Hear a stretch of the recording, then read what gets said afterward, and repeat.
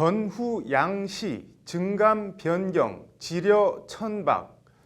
개인적으로 중국 고사를 즐겨 읽고 사자성어도 꽤 안다고 생각했는데 전부 태어나 처음 들어보는 사자성어입니다. 그런데 외양은 사자성어처럼 보이지만 정작 우리나라 사전은 물론 중국에도 없는 정체불명의 한자 조합이라고 하는데요. 황당하다 못해 기발하기까지 한 외계어 같은 법률용어. 법률방송 법률용어 이제는 바꾸자. 장한지 기자입니다. 천재 공학도 3명이 좌충우돌 꿈을 찾아가는 과정을 그린 인도 코미디 영화 새 얼간입니다. सर आप जानते हैं हम कौन हैं? कौन है तुम लोग? 그런데 다른 곳도 아니고 대한민국 법전에 이렇게 얼간이 같다는 말 말고는 달리 표현할 길이 없는 황당한 용어들이 있습니다. 대표적으로 3가지만 꼽아보겠습니다. 전후 양시, 증감 변경, 지려 천박, 무슨 뜻인지 짐작이 가시나요? 일반 시민들이 이 말들의 뜻을 알고 있으면 알고 있는 게 더 이상할 정도의 희한한 말들입니다. 포털 어학사전을 검색해봤습니다.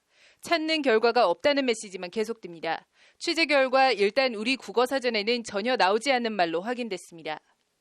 일본 법령에 등장하는 그런 한자어 용어들 중에 엄밀한 검증을 거치지 않고 그냥 상당히 좀 마구잡이로 많이 한국 법령에 그런 한자어들이 수용이 된. 고사성어, 사자성어의 본고장인 중국에서도 전혀 안 쓰는 말이라고 합니다. 我们在看到这3个单词的时候，看它的字，我们可以理解它的意思。但是在中国的时候，我们没有听过，没有见过，也不会用这样的单词。所以你在对中国人说这3个单词的时候，他们会听不懂。 사정이 이런데도 어떻게 된 일인지 우리 법전에는 이 외계어 같은 단어들이 한둘도 아니고 버젓이 쓰이고 있습니다. 민법 제198조 점유 계속의 추정조항. 전후 양시에 점유한 사실이 있는 때에는 그 점유는 계속한 것으로 추정한다. 형사소송법 제48조 조서의 작성 방법 조항 제4항. 진술자가 증감 변경에 청구를 한 때에는 그 진술을 조서에 기재해야 한다. 형법 제348조 준사기 조항, 미성년자의 지려 천박 또는 사람의 심신장애를 이용해 재물의 교부를 받거나 재산상의 이익을 취득한 자라는 조항이 각각 그것입니다. 일단 앞전, 뒤후, 두양, 때, 시자를 쓰는 전후 양시는 앞과 뒤의 두 시점, 즉 어떤 특정한 기간이나 시점을 가리키는 정도의 뜻으로 민법에서 사용되고 있습니다.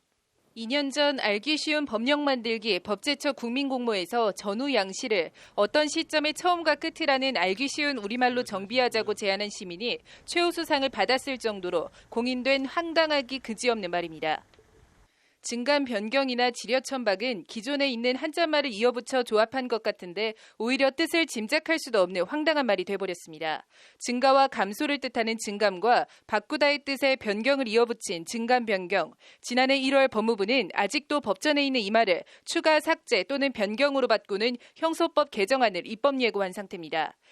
슬기로움을 뜻하는 지려와 생각이 얕고 언행이 상스럽다는 뜻의 천박, 이 두 한자어를 이어붙인 지려 천박에 대해서도 법무부는 사리 분별력 부족으로 바꾸도록 하는 형법 개정안을 입법 예고한 바 있습니다.